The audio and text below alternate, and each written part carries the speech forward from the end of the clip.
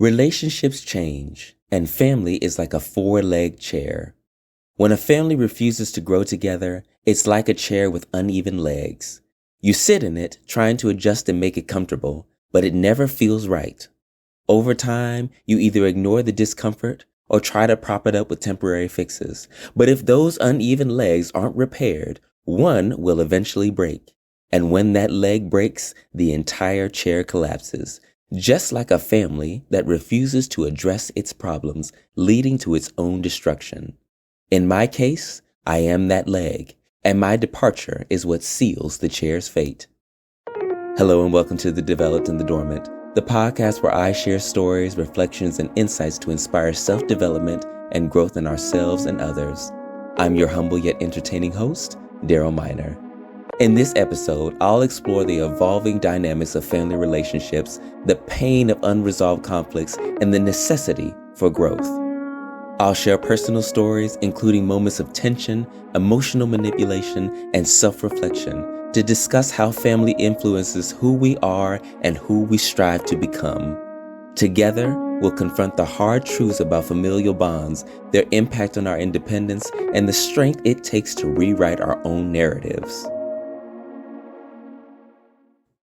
I'm going to reiterate to you all, the same way I keep mentioning India RE and the way that every relationship is a lesson, that does apply to families as well.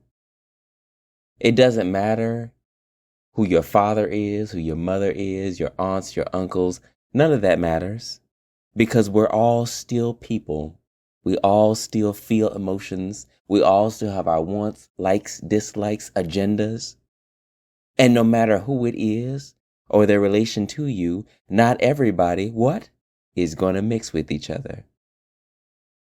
I remember my cousin came to me and she asked me, how is everything going in basically my family, my side of the world?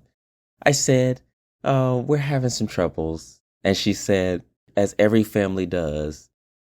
And in half a second, in the back of my mind, I said, oh, every family does have issues. Why? Because we're all individual people. Here's my thing. We all have moments where, we're not all the same. Some of us love our parents. Some of us hate our parents. Some of us can't forgive our parents. Sometimes it's the other way around, right? Everybody has their own dynamics. It's no different than a friendship, a romantic relationship, caring for a child. It's no different. It's all about, all relationships are built upon or should be built upon love, trust, and care. And they all require the same amount of effort if you want to make it work. It's got to come from the same amount of effort from both sides if you want that type of connection and relationship to last. And it's no different, right? If it's child and parent in a family dynamic or whatever. Let's be clear about something. When every relationship changes over time. You could be married to somebody and fall in love with them. You all could be in love at one point in time, but you might go through a marital crisis some 20 years later. You just don't know. Change happens all the time. And that change is necessary. Let's be clear about that. And that's no different when it comes to family. But my problem is when we run into a problem, we run into an issue, we all see the issue. What are we going to do to fix this problem? Right? Me and my family, what I simply can't understand and what I just cannot tolerate is we all see that there's a problem. There's an alarm going off in that corner. We're running around frantic. There's an alarm. There's an alarm going off. There's a problem. We all see it. Okay, well, what are we going to do about that problem? I don't know, but there's a problem. That don't make no sense to me. That just doesn't make any sense.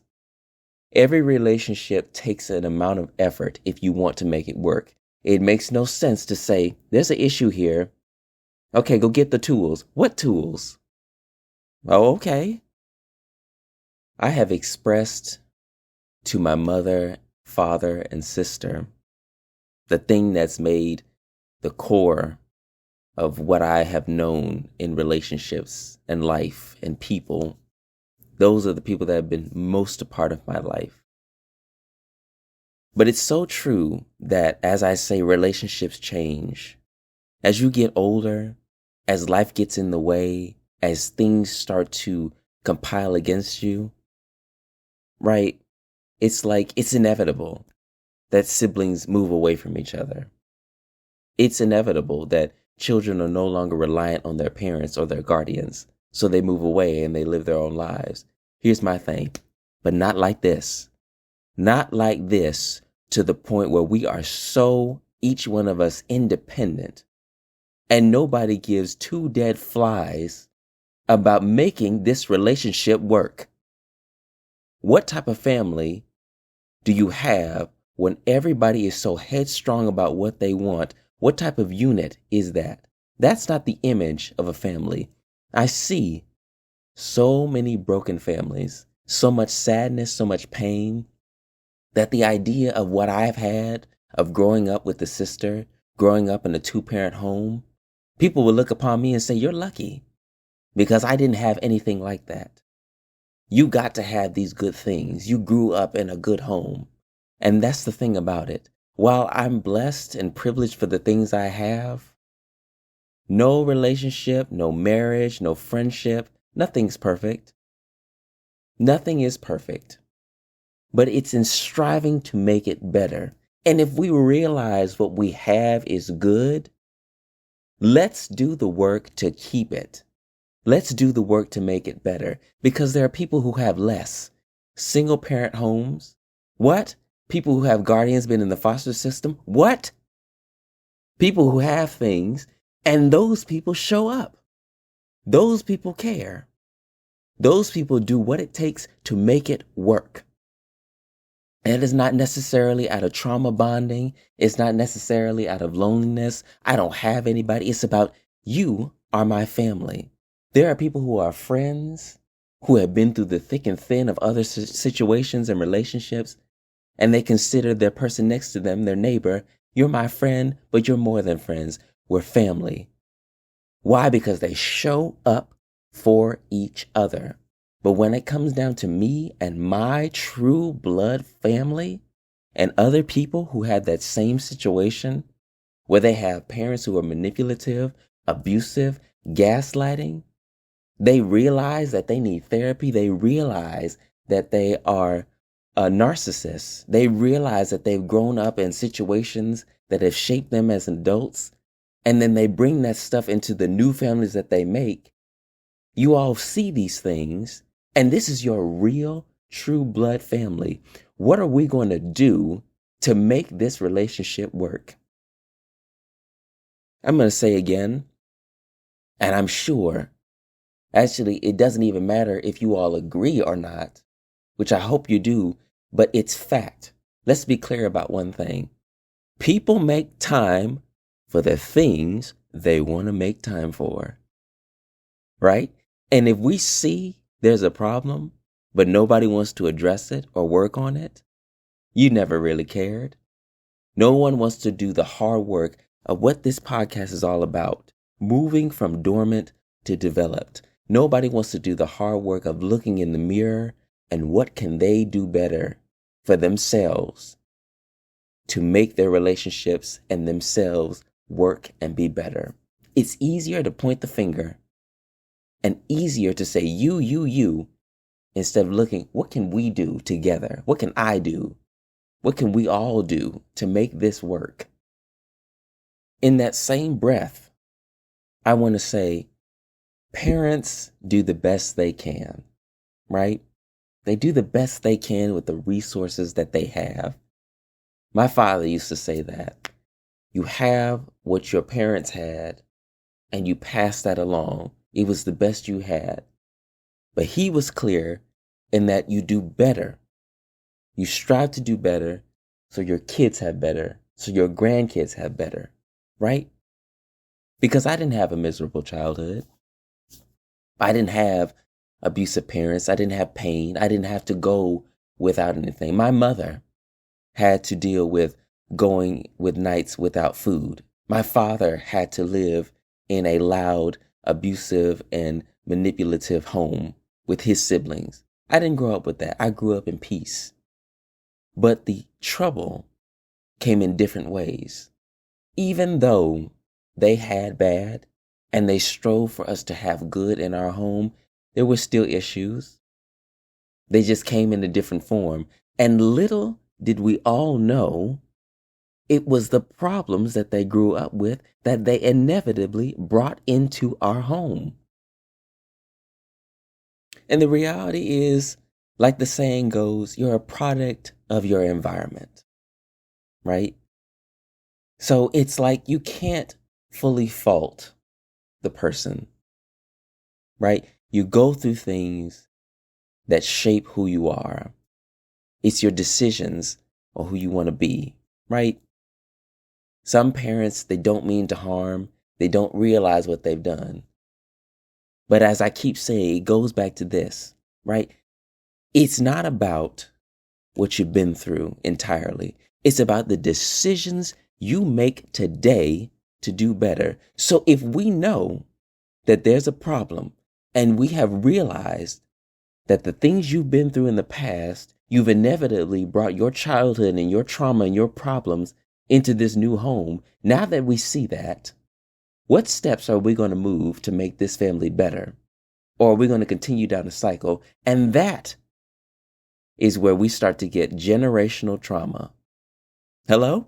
That is where we get pain after pain after pain until somebody decides, you know what? I'm not going to stand for this. And that's where I stand, dearest. That's what I need for other people to do. If you realize your parents, your siblings, or yourself are going through something, but you realize where it starts, or you don't know where it starts, but you're willing to make a change, that's where it starts. It starts with a decision. It's not a feeling, it's a decision. I want to make this relationship work. I want to make my family work. I want to do better for myself, for my kids, for my grandkids.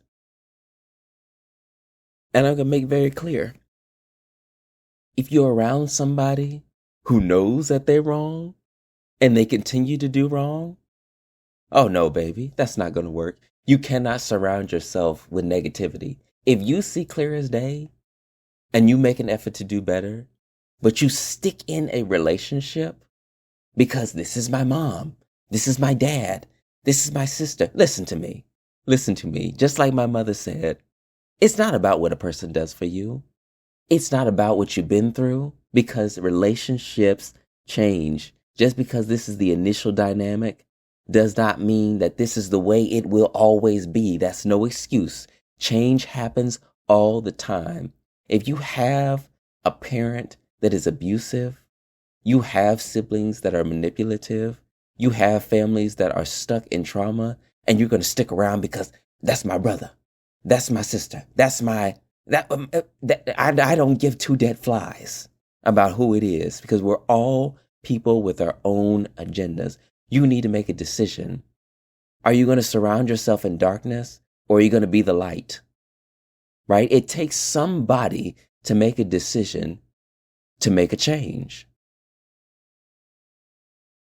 For me, the four of us in that house, me, my sister, my mother, and father, almost every day, we knew something was not right with us. We knew something about the dynamic of our home was not right. People wanted somebody wanted something their way or the highway. Someone was just too emotional, too sensitive. We couldn't decide on simple things like where to go eat, what movie to watch. Somebody offers up an opinion that's just not sitting well with another person. They're throwing a fit. It's a do what I say, not what what's the word? Do as I say, not as I do, right? Don't question me, right? I can come into your space. I don't have to respect you. You do as I say, because I'm going through this. It shouldn't be like it was a mess. It wasn't belligerent. There was no beating. There was no physicality. There was no, you know, belligerent pain in my household. But it comes in different forms. And what I need people to understand is that just because it's not outwardly, a mess, right? It comes in different forms. And I knew in my soul, that's how aware I was. Since I was in elementary school, I think, when I was a kid, I knew something was off about my home. Why do I feel not respected? Why do I feel like my things are not my own? Why do I have to be subjected to all of this belittling and these things, all these conversations that get nowhere? Why do I see this pain and this hurt in my family? Until I finally, that's what it was when I moved out and you step away from the nonsense. That's what I need for you all to do. Step away from the nonsense. You look from the outside in, you start to see all the cracks. You start to see this shaky, broken foundation. And then it's a decision. What are you going to do? What are you going to do? Are you going to make it better? Or are you going to walk away?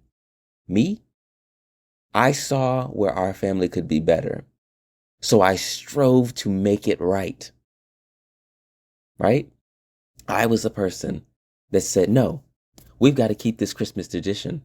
We've got to have presents. We've got to have hot chocolate. We've got to have cookies. We've got to have Thanksgiving. We've got to have all our favorite foods. We've got to watch this movie. We've got to have movie night.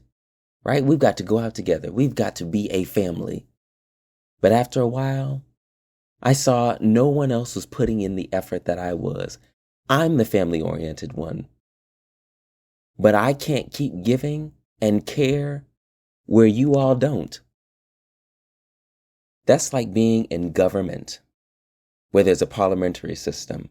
You've got one person shaking a piece of paper in their hand, screaming to the heavens in the chamber, saying, we need to pass this bill. But your other constituents are, yeah, we do need to pass that bill, but what's your excuse? It's too expensive. It's a lot of resources. I can't, right? And it's like, well, we really need this bill passed. And you see how beneficial it could be. Yeah, but I can't. Well, look, if we're not going to do anything about it, and we see the environment is getting worse and worse and worse, but you have a million excuses, you didn't really care.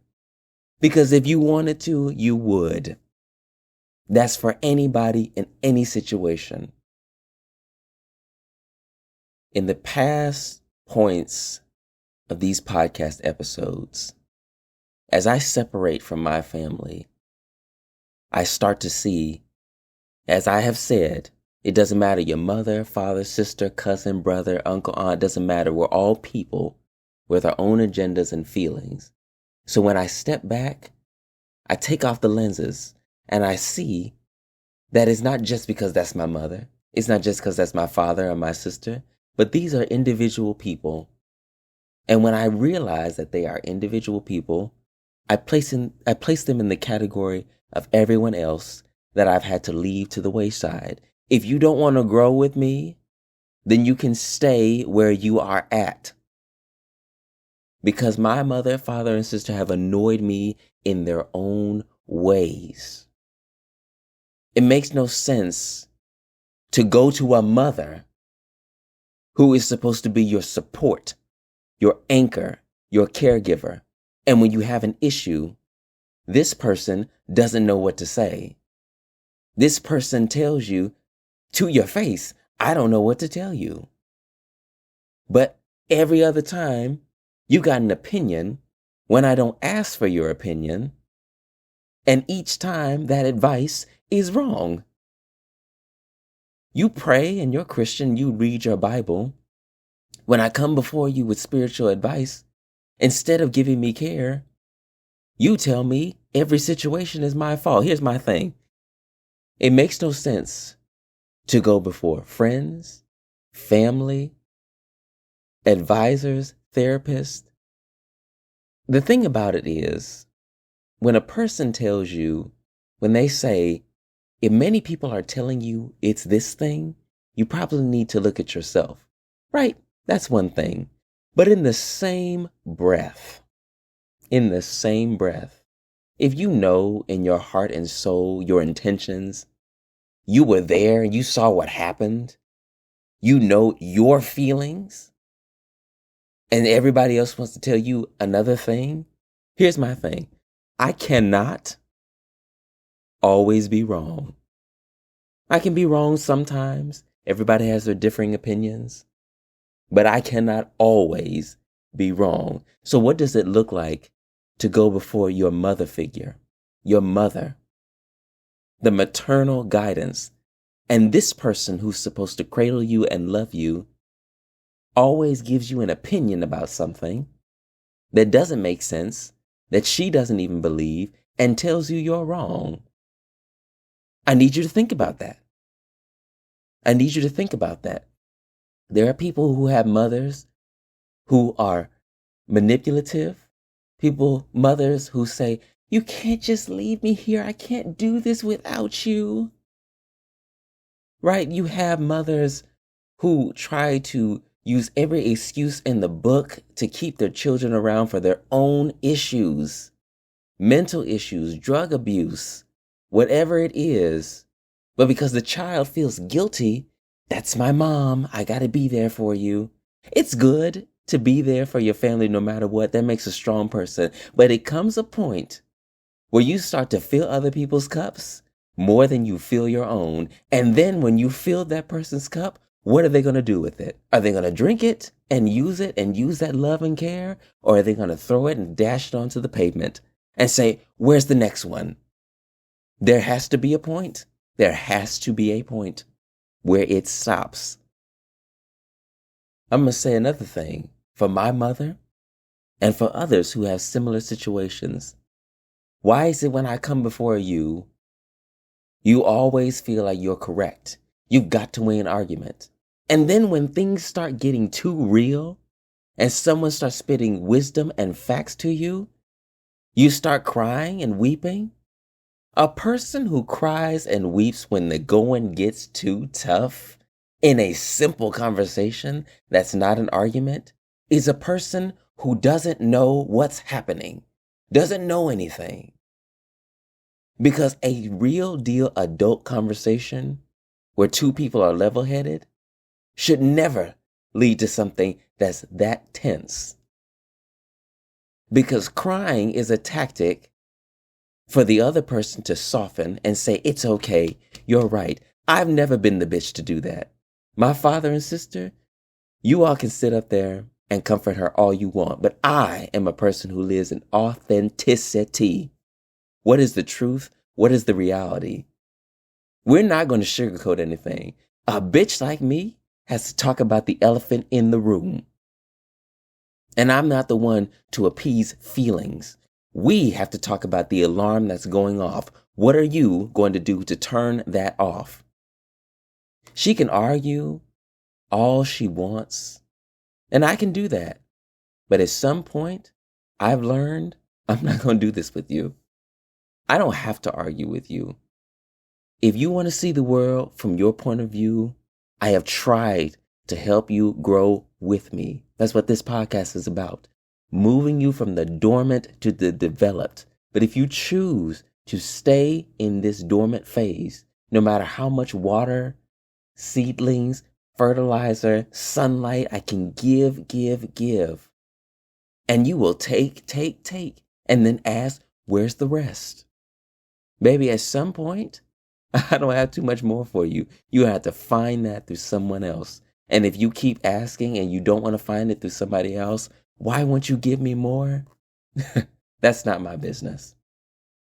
Because I'm too grown to keep giving. And this is what I need people to understand.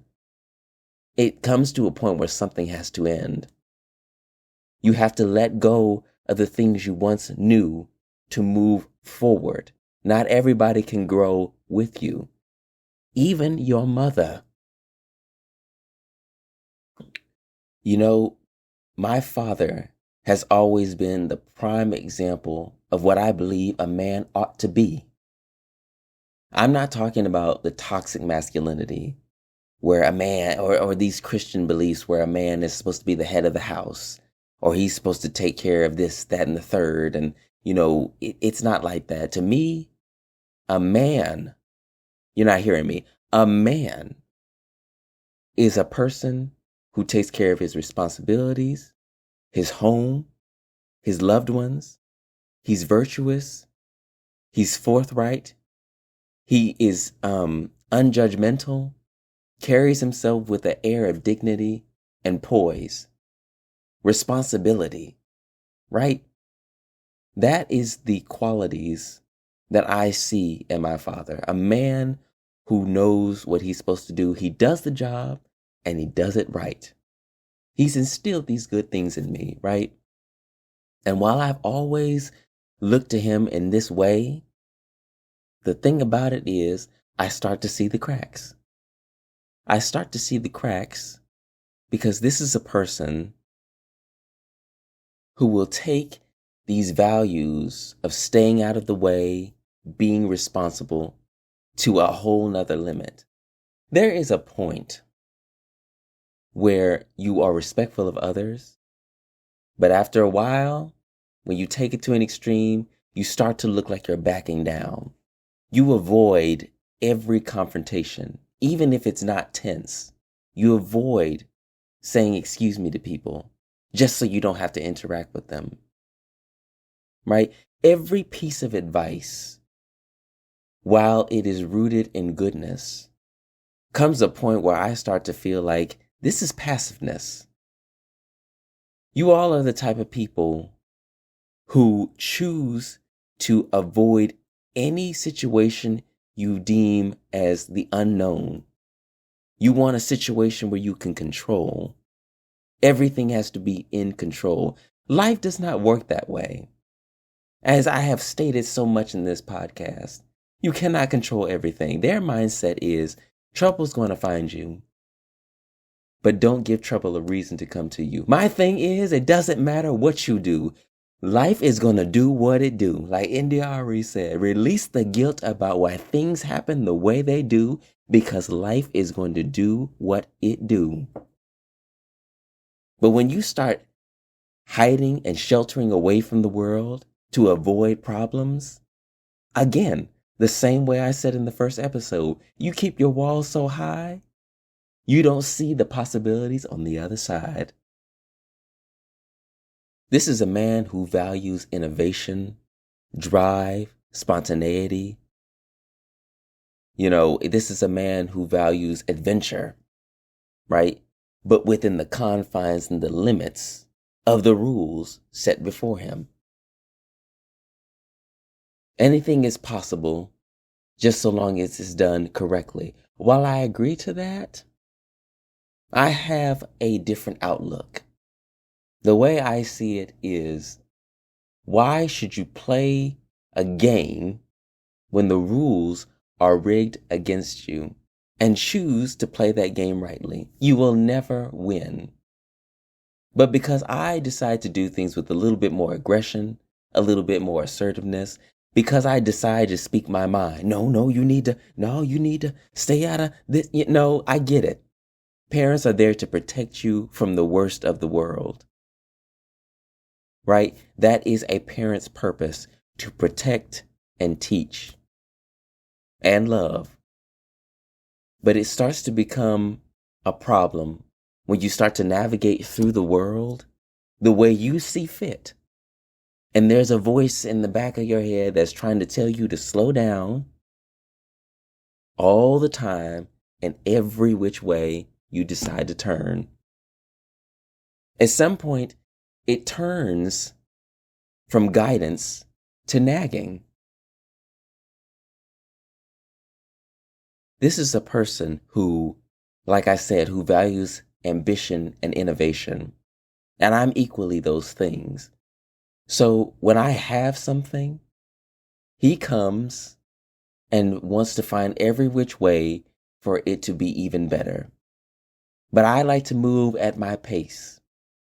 But someone who is so spontaneous with greater things than adventure, Oh, let me find a way to make this even better for you. Or no, you don't want this. You should get this. And it's going to be even better. And it's like, you're going to be saying that yes, it was just, yeah, daddy, it was such a great idea. Sometimes that works. Other things it does not. And when I tell you I want to move at my pace, and then you decide to take offense and can't understand why I don't want to see it from your point of view, where have we turned from guidance to now we've turned to nagging? I don't need your opinion about everything. This is what I'm saying, everyone. So I'm saying it starts with the inside. Know your worth, your value, what you want. You cannot listen to the voices of everybody around you, even if it's your family. And lastly, my sister, I already talked about her in, I believe, the first episode. This is a person who I have given my all to. This is a person who I thought was my best friend. But you have no time for me. The older you get, right, the more you want to explore the world on your own. I understand that. And as the younger child of the family, everyone sees you as a baby. I see you as a child. No, I don't see you as a child. I see her as somebody. She's the second thing to my child. This is my baby sister who I have devoted to my life, that I would protect her. When I held her in that hospital, I held her in my arms. When she was born, I said, I will protect you. That is my duty as an older brother. But when I give to you, and you do not appreciate it, you do not show up the same way I have shown up for you. When it comes down to birthday gifts, when I have made efforts to do things for all of you, when I didn't even have a job or money, but I still showed up. And now she has the means to do things for us on our birthdays or show up for us and give us things. But what do? Sorry, I didn't get you anything. Sorry, I this, I that. Right? It comes to a point where if you wanted to, you would. And you have every excuse under the sun. You don't have but 20 minutes for me when I haven't seen you in months. And every excuse. Where is the family unit? Where is it? But someone who's outspoken, someone who's forward thinking, someone who has decided to separate and see the bigger picture. You all look upon me and you can't understand why. You don't understand why because you choose not to look at the situation. You choose to ignore the alarm. You all know in each way where you have gone wrong. You know what's wrong. We all see it. You want to pretend like there's no issue. You want to pretend like if I ignore it, it will go away. That is not the way forward. That is not the way to evolve. What does it look like for two people who are married to have a problem in their relationship? And every day they come home, if I ignore it, it'll go away and everything will be fine. But you're living in silence. You're not talking. One person is hurt from the other, from their actions. But if I ignore it, it'll go away. What sense does that make? Because it's the same way that I said in the past episodes. You don't want to look in the mirror. It's easier to run away than it is to face the reality of the situation. But when you're doing all that running, and when you're done running away, the problem is still there. Either that, or it's going to get worse. And then what will you do? Continue to ignore it? It's going to crumble. The problem is going to implode on itself and force you to look at it. But when you are forced to look at it, it's going to hurt even worse. And this is why I said, when I made the country album. I made a country album called Heartstrings and Highways, and I made an accompanying documentary. And part of that was about me striving to see a different world outside of this raggedy place we call St. Louis, right? And part of that was how I wanted to get away from my family, right? Because I have felt there are some times where people take from you. Sometimes people just don't add to you. And I realized while they weren't adding or taking away, truthfully, they were taking more from me because I'm sitting here striving so hard to make a group of people who don't want to work together work together. And I realized if I'm the only sane person here, then you all can wallow where you're at. And again, the dynamic in a family doesn't have to be belligerent. It doesn't have to be just outwardly terrible for it to be uncomfortable, right? Because these are people who, in my opinion, are weak. These are people who are fearful of change, fearful of problems, fearful of tension and confrontation, and can't stand on their own 2 feet and handle the situation because it's easier to run away. These are people who make rules one day and switch them up the next. But this is the core. This is another one of the core values of this podcast. Strong morals, strong standards, live by them and keep them. Because what does it say about you to have standards and morals and then the next day, oh, I don't care. Or, yeah, well, I'm going to switch it up. That means you never had any morals at all, right?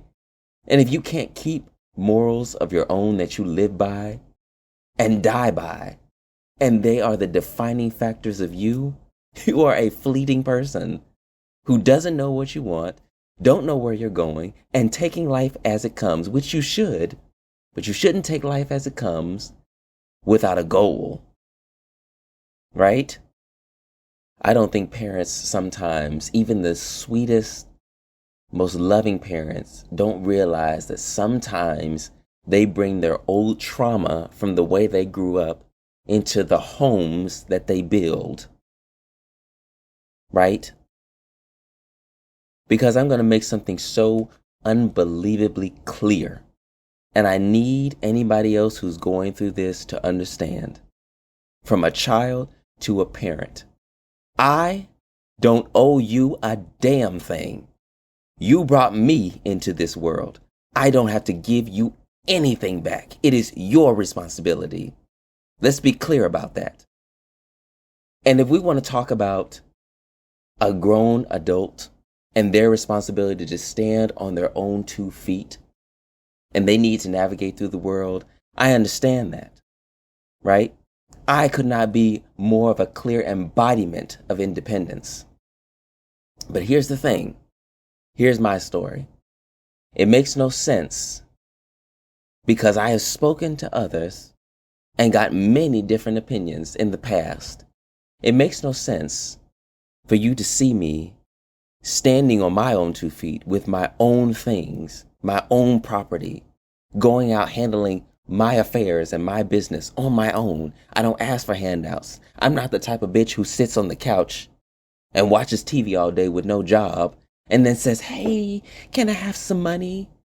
That's never been the type of person that I am. So when I come before you and ask for help, ask for a little aid, and you see me and you say you're proud of the things that I'm doing, there should be no issue on you giving me anything a little bit back. Should be no problem because I don't ask you for handouts. They're not all the time. They're rarely at all. I don't ask you for help. So when I do, you should be there. That's your job as a parent. Because I know in my soul, if it was me, I'd be there for you all as I have been.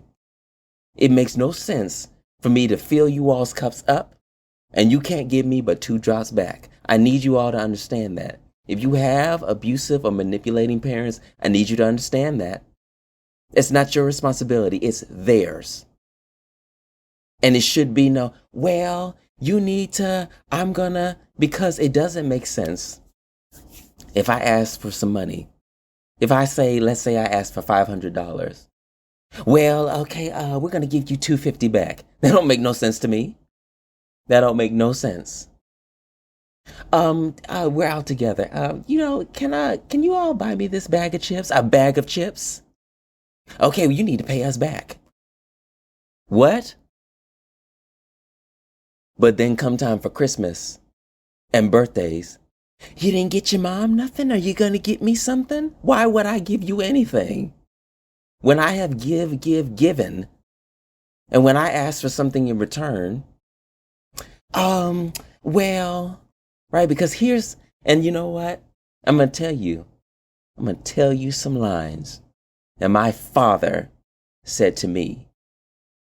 He said, you and your sister need to get to a point where you stop using us.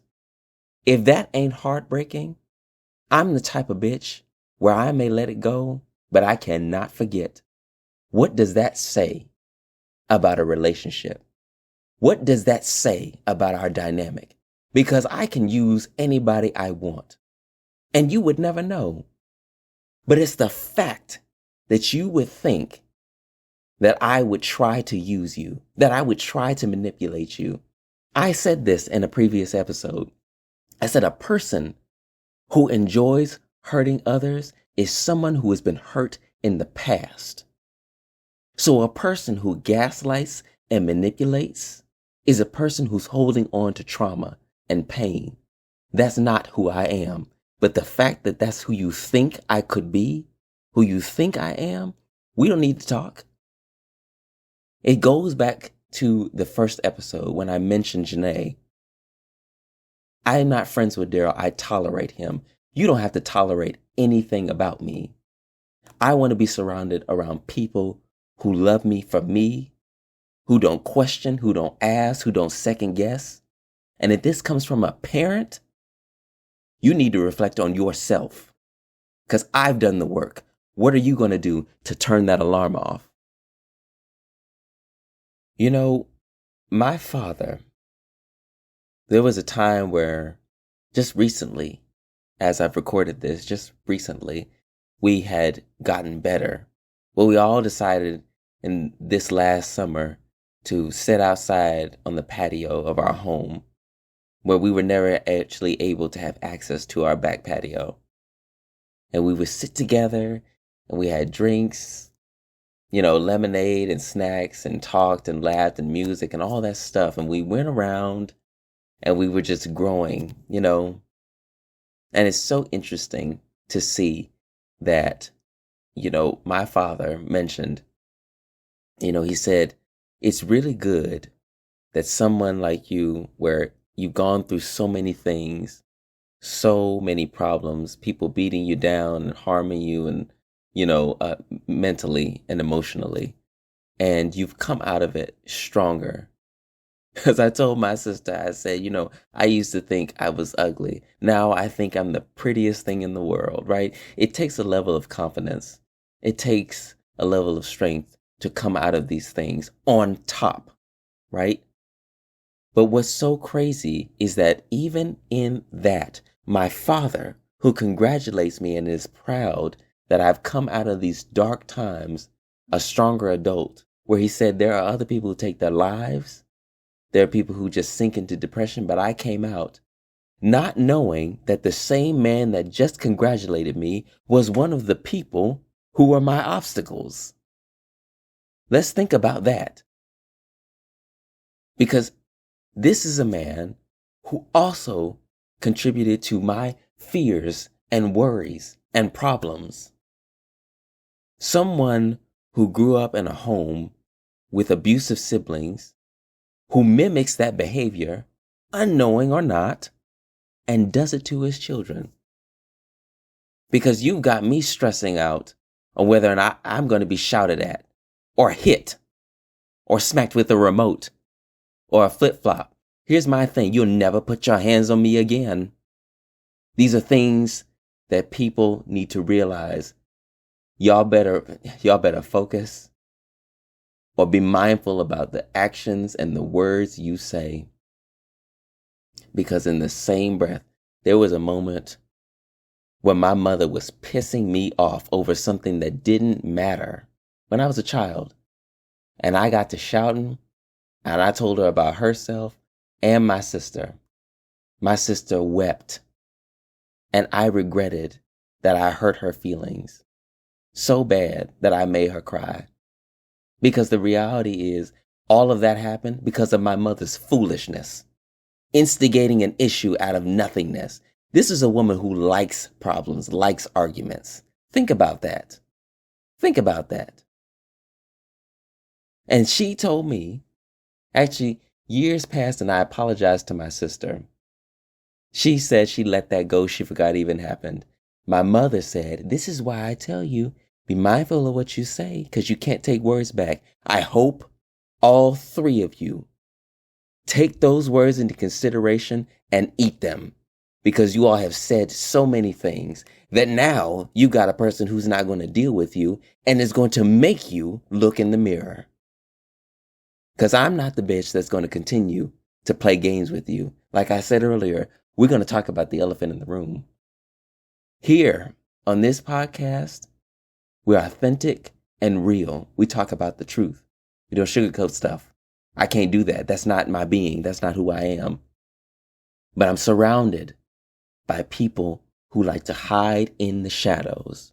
But everything done in the dark will come to the light. You know, as I get older and I look in the mirror, I start to see my father and me. I've always thought of myself as a good 50-50 between my mother and my father. Like, I have my mother's nose and her bottom lip, my father's hair texture. You know, I start to see a lot more of their qualities the older I get. You know, and them getting up in age, you know, I start to see what I might look like, right? And the thing about it is, I see some of these qualities in appearance in my father, and I can't stand it. I will do whatever I can to hide or remove some of these things or qualities that I see about him. The thing about it is, and like I say, it's so important to do self-reflection and self-development, as is this podcast. I thought, what is it truthfully? What is it internally, really, why I don't want to see him in me? And the reality is, what I found is, to me, he is an image of weakness. He embodies morals and standards that I find ridiculous.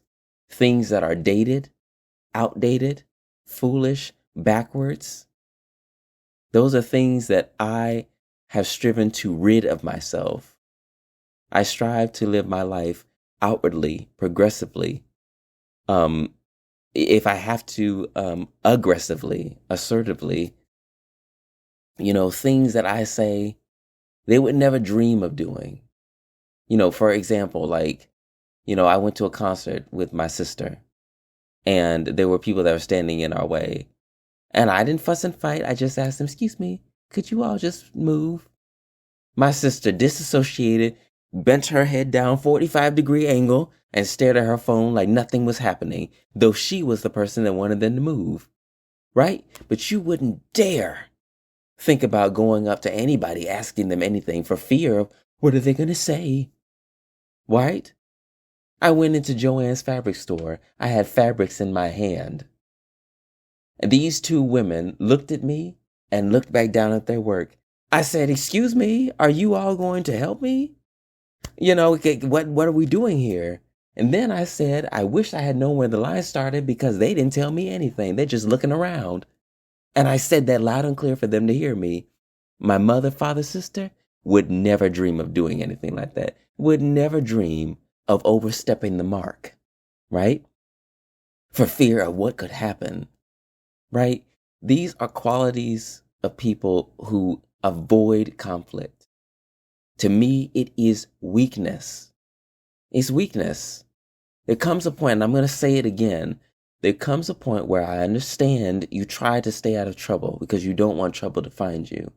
You never know what your actions or consequences, what the consequences of your actions could be. But at the same point, in the same breath, if you never take action, what do you hope to achieve? Right? Where do you hope to go? Right? There's a quote in The Crown, that what Elizabeth said to Mr. Eden, the Prime Minister, in one of the episodes. She said, "History was not made by those who did nothing."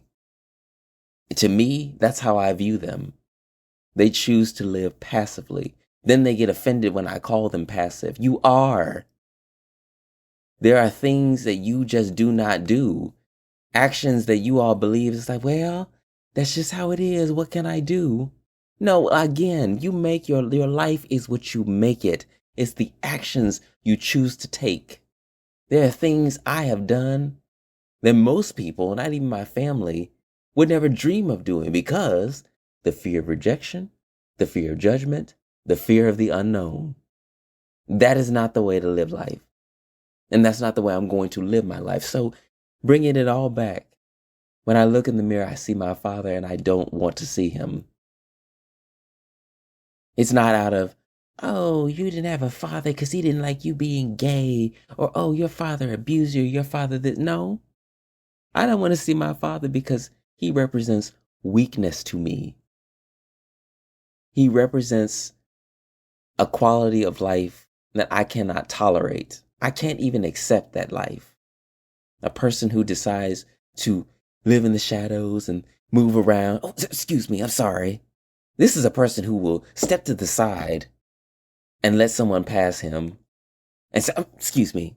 When I'm the type of person who will walk, and if you don't have the decency to move or say, excuse me, your damn self, what the fuck do I look like saying sorry to you? That's our difference. I don't want to see that in me. I want to look like me, even though there are many people who will say, you are your parents. You are the embodiment of both of your parents. I understand that, and I accept that. But it's what he represents to me that I don't want any traces of, right? It's just the fact that I'm willing to look inward, accept, and understand how I feel. That's what I need everybody else to do. It's that level of self-awareness on the reasons why and the deeper meanings, the self-introspection. I need for you all to be able to do that same thing. But I realized it, I come to terms with it, and I can accept it. I can accept that reason because it is valid. I will take it. As I have moved away from them, I have found so much peace and happiness and fulfillment. I have lived so independently, right? They say when you grow up, you need to move away from your parents because you all don't realize how much influence your family has over you. You're a product of your environment, right? And while I take the core values of what I've grown up with, there are many things that I've realized were useless and that I found were better without me keeping them around. And that applies to them too, right? I found so much happiness. I've never felt more free than to separate myself from them. They were weights. They are weights, right? And to stick around something that does not bring you joy or fulfillment or does not add to you is dead weight. Why would you want to keep dead weight on you? Right? Here's an analogy. It's an analogy that I said a long time ago. If you have the United Kingdom and America, once the colonies were a part of the United Kingdom, but America declared independence, right? But let's say, for instance, the United Kingdom decided not to evolve, decided not to move forward into the 18th, 19th, and 20th centuries, right? And then let's say America has done all these things, right? But now we're in the same year. You have not changed, but we have, right? It's like, now I need some help. I need some money. Well, we've got 16,000 gold pieces for you. That's no use here. We use cryptocurrency. I need a means to get my citizens cross country. Well, we can give you or send you some train carriages. We can give you some railroad tracks. We don't use that anymore. We use flying cars. I need a labor force. Well, I can give you some slaves. Well, we abolished slavery here. We don't use that anymore. It's like you're obsolete. You have no purpose in my life anymore. You don't do anything for me. And this is what I'm saying, ladies and gentlemen. When you realize your worth and your value, you strive to do better. You strive to move forward. You start to see the pieces that are behind you that don't do anything. And if you keep them around, they're only going to weigh you down. Right? I listened to Beyonce's 16 Carriages. That song could not be a better embodiment of what I feel to be independent. Now, of course, all of her songs are left up to interpretation because she's not saying, but to me, that's what I feel is independence. And when she hits that 2 minute and 16 seconds, that she really hits that 16 carriages, 16, right? It hits so hard. It makes me feel, I listen to that song and it makes me feel like I have left old things in the past. And that's what you have to do. Even your family.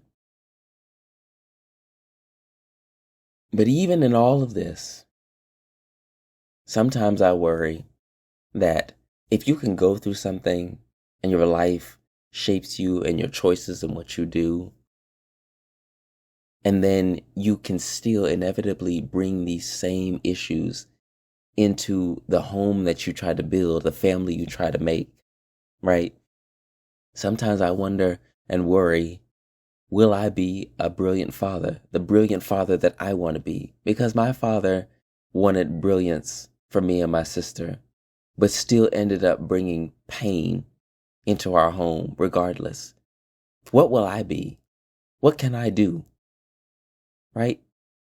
I don't want to govern my home or have my children grow up on standards that I deem obsolete and foolish the same way my parents did. But, in that same breath, it's like parents can't always get it right. Your siblings, they are their own people.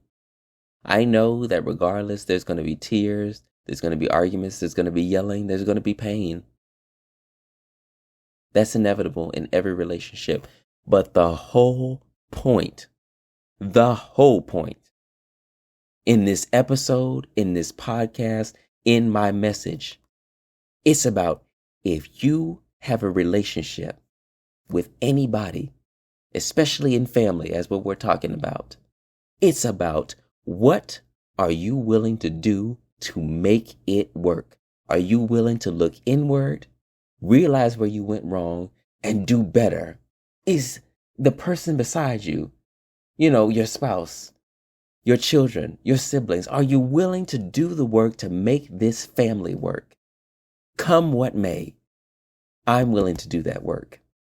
And I think that in willing to do that work, you overcome anything. Because that's what a family is supposed to be, a unit.